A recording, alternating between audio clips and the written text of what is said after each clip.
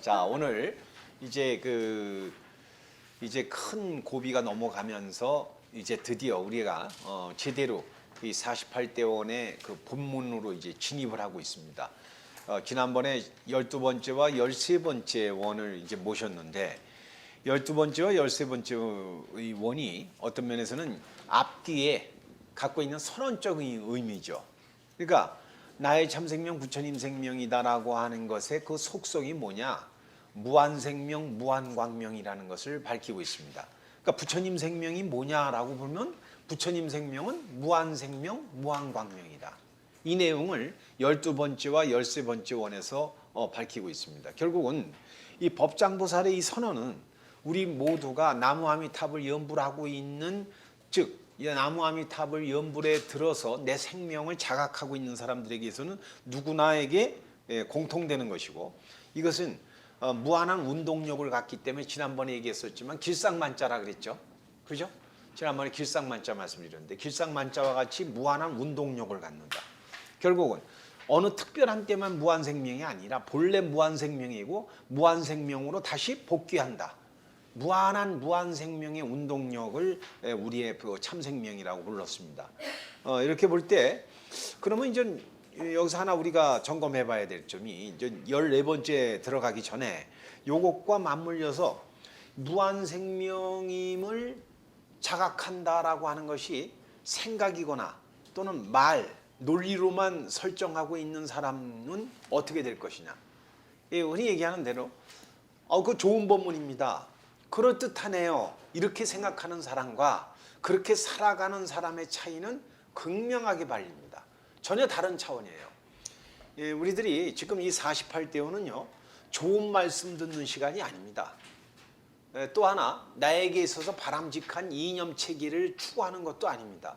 본래 자기 생명이 얼마나 위대한지를 자각하게 되는 자리인데, 이것을 자기 스스로의 이분법적, 다시 얘기하면 의도한 건 아니었겠지만은 나라는 자와 부처님 생명이라고 하는 것을 둘로 나누려고 하는 그런 유혹이 나오게 됩니다. 예를 들어서 지금 나의 참생명 부처님 생명이라 그랬대. 나의 참생명 부처님 생명이라 그럴 때 부처님 생명과 나의 생명을 마치 둘로 나눠서 내가 부처님 생명이 되겠다 이렇게 생각하는 분이 나오더라고요. 제가 깜짝 놀랐어요. 이런 분들이 의외로 많아요. 의외로.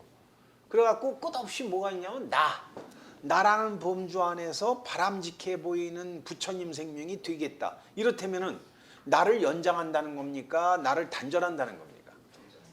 연장이죠. 끝없는 연장이에요. 이건 사실은 이름하여 부처님 생명이지 나의 생명이에요. 나를 연장해서 부처 되겠다. 라는 얘기가 슬그머니 돌변해버리는 경우가 나타나요. 그러니까 결국 이 부처님의 법문을 통해서 뭐를 알게 되는? 내 생명의 실상을 알게 되는 거다. 그럼 알게 됐으면 아는 대로 살아가는 거죠. 우리도 그러잖아요. 세상에 살아갈 때 어떤 그 길에서 전 몇 번 겪었어요. 누가 길을 물어봅니다. 물어볼 때는 제 말을 듣고 나서 어떻게 하겠다는 거예요? 제가 길을 가르쳐 줬어요. 그러면 그대로 가겠다는 거예요? 안 가겠다는 거예요? 길을 실컷 물어놓고 나서 뭐라 그런지 아세요? 허이 하더니 반갯길로 가. 아니, 그런 사람을 한두 번 제가 겪은 게 아니에요. 제가 뭐 아무리 못생겼어도 누군지도 몰라. 갑자기 차가 서요. 그러고 나서 이쪽으로 가면 부산입니다라고 얘기해 주는데 아유 그래요? 그러고서 갑자기 서울 방향으로 거꾸로 가는 사람이 있단 말이에요. 이제 이런 문제 같은 경우가 얼마만큼 우리는요 스스로 자기가 삶의 지표를 갖고 있는데 답을 반복하려고 하는 이러한 욕구를 보게 되죠. 이게 교훈적인 예인데 제가 이제 그 원론은 좀 어렵게 말씀드렸지만은 이 예를 하나 들면은 제가 이 함정에 떨어졌을 때 예전에 어떤 그 당나라 때 한 이름 없는 한 스님을 만나게 됐어요. 이분은 법운이라는 분이에요. 뭐 불교사에 그러니까 등장도 안 하는 사람이에요. 법운. 법이 구름 같다 그러니까 대단한 고승 같잖아요. 그런데 이분은요 어떤 함정에 떨어졌냐면 그 사중에서 많은 대중들이 모인 데서 가장 바보예요. 바보. 여러분 그 누가 행동이 굼뜨고 이해력이 늦고 말이 어눌하고 그러면 우리들 흔히 왕따시키죠. 의도했든 안 했더니 이건 뭐 아유 애가 조금 왜 저렇게 모자라? 그러니까 이 모자란 소리를 너무 많이 듣는 거예요. 그러면 말이죠. 여러분 생각에 모자란 사람한테 모자란데 뭐가 잘못됐냐 그러는데 모자라다고 하는 사람이 하도 모자라다는 소리 들으면은 기분 좋을까요, 나쁠까요? 예, 그러니까 저를 갖고 자꾸 흉보지 마세요. 웃고 있지만 웃는 게 아니야. 이 법은 스님이 그랬습니다. 하도 바보란 소리 많이 들으니까 겉으로는 웃어요. 그래요, 저 바보예요. 그러지만 안에서는 내가 왜 이렇게 바볼까? 딴 사람들은 똑똑하고 예? 하는 것도 빠릿빠릿한데 나는 왜 이렇게 모자랄까? 너무 이 사람 슬픈 거예요.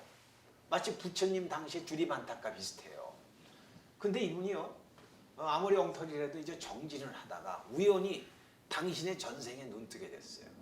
예, 우리들은 이런 거 있잖아요. 어떻게 볼 때면 여행지에 가보셨을 때 혹시 여기 왔다 간 데 같아라는 거 이런 게 있을 거예요. 그거 진짜 그래요. 지금의 내가 아니라 생명의 흐름 따라서 우리가 거쳐본 무엇이 있어요. 어떤 사람 생전 처음 만났는데 무척 오래 있는 사람 같아. 그 사람의 당체가 아니라 생명의 흐름이 이어져 온 거예요. 이런 것들이거든요. 그 뭐 단시간에 다 얘기할 게 아니라 이게 보면은 이 법운이라는 분이 정진을 하다가 말고 당신의 지나온 삶, 전생이 전전생도 있고 전전전생도 있겠죠. 이 흘러온 거를 다 보게 됐어요. 그러고 나서 이분이 지금 내가 멍청이 된 이유가 있다. 즉 멍청한 것은 결과의 원인이에요. 결과죠. 결과예요. 보명보부가 이렇게 이쁜 거는 결과의 원인이에요. 결과. 또 원인이지. 딴 사람들은 얘기를 안 하네. 기분 나쁘니까 시기질투에. 시기질투. 자, 우리가 말이죠. 어떤 나의 현실을 그대로 마주했어요. 자, 그래서 이 법은 스님도 그거 한 거죠. 멍청하다. 멍청한 것은 이유가 있다. 그래서 알고 보니까 전전생에 이분이 뭐였느냐. 당나라에서 이게 어떤 시대인지는 몰라요. 이분은 역사적 인물인 건 확실한데 무슨 대단한 그렇게 불교사에 중시하는 분은 아닌데 자기의 전전생에 당대의 최고 고승이었어요. 자기의 전생을 보니까 그때 당시에 교학이 높고 수행이 엄청 깊은 그런 스님이었는데 왜 이렇게 멍청하게 될까? 원인 없는 결과는 없잖아요. 이유가 뭐냐면 이거예요. 이분이 이제 너무 교학 공부가 높다 보니까 여러분들 지금 예를 들면 우리가 이 경전학당에서 또는 우리가 법문 많이 듣다 보면은 어느 날 말이죠. 나도 모르게 아는 소리 좀 해요. 나 법회 딱 그러면 법회는 뭐야? 불교는 뭐야? 부처님 뭐야? 아주 마치 그것을 갖다 나도 모르게 어느 날 익숙해져 버려요. 익숙한 것은 신구의 삼업으로 등장을 하게 되는데 익숙하다는 것은 생명의 유동성을 상실하는 거거든요, 사실. 근데 답을 알았다 이거예요, 쉽게 얘기하면. 답을 많이 안 사람은 줄줄이 개념도 하고 뭐 남들한테 설명도 할 수 있을 정도로 엄청나게 많이 박학다식할 수 있어요. 근데 중요한 것은 우리들이 박학다식한 이유는 뭐예요? 박학다식한 대로 살겠다는 거예요? 박학다식한 걸 자랑하기 위해서예요? 살려는 거죠. 그죠? 여러분 생각해 보세요. 그대로를 살려고 하는 건데 그게 딴전이 되고 내가 많이 지식체계를 갖췄다. 내가 남들보다 똑똑하다. 이걸 앞세운 분이 됐어요. 이 비유로 던지면. 그래갖고 이 법문이라는 분이 여기저기서 아시는 게 많고 말도 또 잘해. 하다 보니까 법문을 청하게 됐습니다. 그래서 대중법문을 하는데 너무나 말씀을 잘하고 아주 쏙쏙 들어오게 해요. 그런데 이분은 꼭 할 때마다 버릇이 있는 거예요. 너희들이 뭐 알겠어 이거예요. 네? 너희 같은 중생들에게. 그래서 법문을 애끼기 시작합니다. 너희들은 아직 요만큼밖에 수준이 안 됐어. 그리고 법문을 점점 애끼다가 나중에는 어떻게 되냐면 법문에 대한 사례를 받기 시작했어요. 다시 얘기하면 이만큼 했으니까 그거에 걸맞는 무엇이 나와야 된다 그랬는데 아찔해요. 이게 순간에 이제 자기를 갖다 설정하는 건데 여러분 그 공부한 이유는 공부해서 그 대가를 받기 위해서 공부했어요? 국민학교 때. 근데 어느 날이요. 이게 공부해가지고 학위를 받고 무슨 자리에 가면 그걸 대가성으로 할 때 자기도 함정에 떨어지는 거예요. 이와 같은 일인데 이분이 처음에야 고승이 되는 과정은 설마 그건 아니었는데 자기가 불교 수행이 깊고 불교를 안다라고 하는 것이 앞서다 보니까 어느 날 이것을 더 나가서 대우받고 싶은 생각이 있었어요. 그래갖고 몇 명 이상 안 모이면 법문 안 해. 그리고 거기에 합당한 요즘으로 얘기하면 100만 원, 200만 원 주지 않으면 법문을 안 해. 뭔지 아시겠어요? 엄청 대우를 받으려고 그래요. 그러니까 일종의 법문을 대가성으로다가 이제 설정을 합니다. 그거에 맞춰서 해야 돼. 그리고 항상 법문 듣는 사람과 나는 이분법이에요, 하나가 돼요. 철저히 이분법이에요. 나는 너희들에게 가르치는 자야. 너희들은 나보다 못해. 라고 하는 이분법을 계속 주장합니다. 그러니까 아무리 그럴듯하고 재밌고 잘하는지 모르지만은 끝없이 나와 너의 대립 속에서 이분이 법문을 진행하는 거예요. 그러다 보니까 상대를 계속 나보다 못한 사람으로 여겼죠. 그죠? 부처님 생명이 아니라 어리석은 중생이에요. 어리석은 중생에게 했습니다. 어리석은 중생에게 했으니까 자 이게 원인이 됐죠. 누가 시킨 게 아니에요. 어리석은 중생에게 하든가 법문을 애낀 게 됐죠. 그렇잖아요. 우리 그런 거 있잖아요. 뭐 하다가 말고 월행법부하고 이제 막 하다가 월행법부가 그래 궁극은 뭐해 부처님의 아니 오늘 여기까지만 다음에 돈 좀 더 가져. 이런 사람이 있어요. 전부 다 말고 그런 사람이 있어요. 오늘 한 사람만 봐줘. 뭐 이제 이런 사람 이와 같아요. 이 사람이 죽었어요. 그때 전생에 죽어가지고 뭐로 태어났느냐 보니까 소로 태어났더라는 거예요. 여러분 이거 갑자기 전설 따라 삼천리로 듣지 말고 가만히 보세요. 소로 태어났는데 자기가 소로 태어난지 몰라. 자기라는 그 범주 안에서 왜 소로 태어났느냐 법문을 애꼈죠. 그러니까 법문 듣던 그 동네 아줌마들 아저씨들 있을 거 아니에요. 그 집을 농사지러 갔어. 법문 베푸는데 게을렀죠. 애꼈다는 것은 게을렀다는 거예요. 그러니까 그 집에 가서 농사져서 그 집을 위해서 그 사람들을 위해서 노력봉사를 해줘야 돼. 게을렀기 때문에. 게을르니까 소가 된 거예요. 소가 돼서 거기서 열심히 비탄감을 해준 거예요. 법문에 애꼈기 때문에. 몸으로 다 때워야 돼.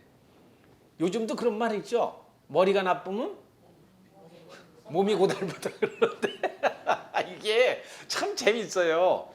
나라는 자가 나를 고정시키면요 고달퍼요. 사실은 고달픈 거예요. 고달퍼가지고 이 법운이 거기서 이제 소로다가 일생을 뼈 빠지게 일하게 되죠. 근데 그러다가 한 집안에서 어떤 집에서 참 이 자기가 있던 그 원래 있던 사찰이죠. 거기에 열심히 다니다가 뭐를 하겠니? 소를 끌고 간 거예요. 소를 끌고 갖고 뭐냐? 그날따라 경전을 운반하는 소임을 하게 됐어요. 경전을. 그래서 경전 옮긴 공덕으로 그나마 지금 사람 몸 받았어. 그런데 전생에 애꼈던 그 업보가 아직까지 작용해갖고 모자라 좀. 이해가세요? 지정법은 너무 부지런하게 살았기 때문에 그나마 그렇게 머리가 좋은 거예요.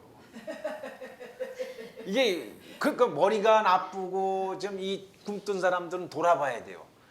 알고 보면 생명을 애꼈어. 자, 이게 지금 오랜만에 한번 전설적 얘기입니다만은 이 안에 하나의 우리가 벌어지는 법칙을 보게 된다. 결국은 무슨 얘기냐면 나의 참생명 부처님 생명의 속성은 무한생명 무한광명인데 무한생명 무한광명 그대로를 불가동해야 되는데 그걸 애끼면 애낀 것만큼 밖에 못 살아요. 애낀 것만큼 밖에 못 살아요. 아유 나는 만약 요만큼만 살면 돼. 그래요. 자 오늘 어저께죠? 어저께인가 그저께인가 제가 어디서 대전 갔다 왔다 보니까 하여튼 요 근래에요. 며칠 내에 세계에서 제일 장수하는 할머니가 일본에 있었더만요.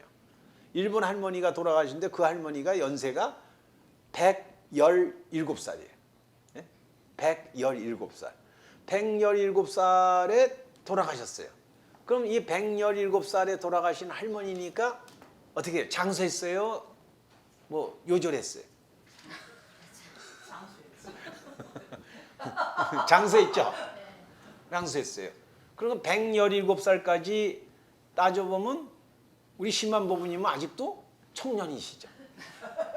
그러니까 우리가 얼만큼 살아야지 장수하냐 이런 거 따지잖아요 보통. 그리고 뭐 난 이만큼 하면 잘 살았어 그러는데 삶은요 자기가 자기를 단정할 그 사실은 권리가 없습니다. 오늘 그런 얘기가 이제 오늘 주로 14번째와 5번째를 이어갈 거예요. 결국 나 스스로에게 무한생명 무한광명임을 전법하지 않은 사람은 자기에게 먼저예요. 아는 사람은 게으를 수밖에 없다. 게으를 수밖에 없다. 우리는 다른 사람 보고 너 이렇게 살라라고 하기 전에 나로부터 부처님 생명으로 사는 데에서 우리는 게으르러서는 안 되겠다는 거죠. 여기에 무슨 양보를 합니까?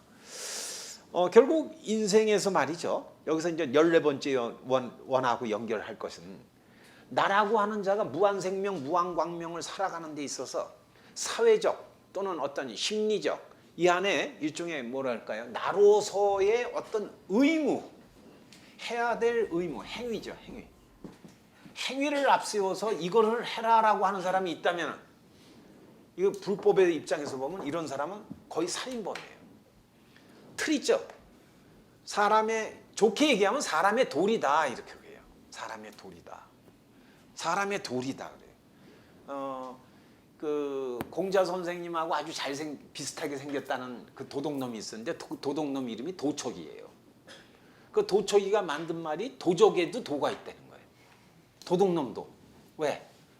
도둑놈의 도는 뭐냐면 남의 도둑질하러 들어갔을 때 위험하죠. 맨 앞에 가면 딴 사람보다 위험한 것을 먼저 하고 도망 나올 때는 가장 늦게 나오고 또 훔쳐온 작물이 있으면 그것을 공평하게 분배하고 뭐 이런 내용이 있어요. 그게 도덕의 도다. 도둑놈이 무슨 도예요? 도를. 근데 이게 우리끼리 그런 거 있잖아요. 야, 그게 있냐? 뭐 이렇게 우리끼리 지켜야지. 어떤 모습이죠. 행위가 있으면 반드시 뭐가 온다 그랬죠? 우리? 결과죠. 결과. 그러니까 어떤 행위를 앞세우게 되면 이미 작정되어 있는 결과가 있습니다. 그렇게 살아가는 모습을 우리 불가에서 뭐라 그러냐면 이걸 성문과 연각이라고 그래요. 성문과 연각. 성문과 연각은 자기 생명을 이미 결론이 져 있습니다. 결론이 져 있어요. 자, 14번째를 여러분들 아까 독송하셨으니까